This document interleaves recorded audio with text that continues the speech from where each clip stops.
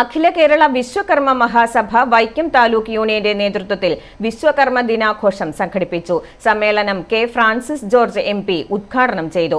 ആഘോഷത്തോടനുബന്ധിച്ച് നടന്ന ശോഭായാത്ര വർണ്ണാഭമായി. നമ്മൾ ഈ വിശ്വകർമ്മ ദിനം ആഘോഷിക്കും. തീർച്ചയായിട്ടും നമ്മുടെ ശ്രീ സണ്ണി എം കബിക്കാട് പറഞ്ഞ കാര്യങ്ങളോടെല്ലാം നമ്മളെല്ലാവരും 100% യോജിക്കുക. അദ്ദേഹം പറഞ്ഞ കാര്യങ്ങൾക്ക് ഞാൻ അടിവരയിടാൻ ആഗ്രഹിക്കുന്നു.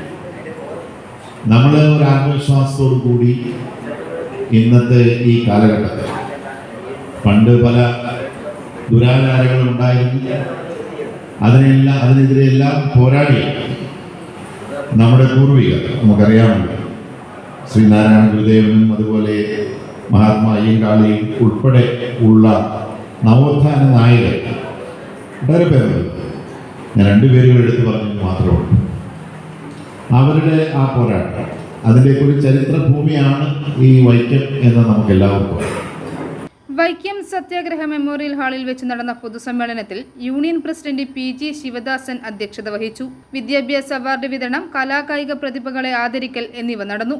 SN trust board member Preethi Natesan, block panchayat president S Biju, KK Suresh, Sunny M Kabikkad, NSS union chairman PG M Nair, KPMS സംസ്ഥാന secretary A Saneesh Kumar, taluk union secretary Somasekharan, taluk union secretary S Krishnan, വനിതാ വിഭാഗം സംസ്ഥാന പ്രസിഡന്റ് ബിന്ദു വിക്രമൻ, താലൂക്ക് വനിതാ union president Rukmini Narayanan, union treasurer S Sreekumar, Jayasree Lakshmanan, Bindu Mohanan, TS Sabu, വനിതാ വിഭാഗം ജില്ലാ പ്രസിഡന്റ് തുളസി സുരേന്ദ്രൻ എന്നിവർ വിശ്വകർമ്മ ദിനാശംസകൾ നേർന്ന് സംസാരിച്ചു.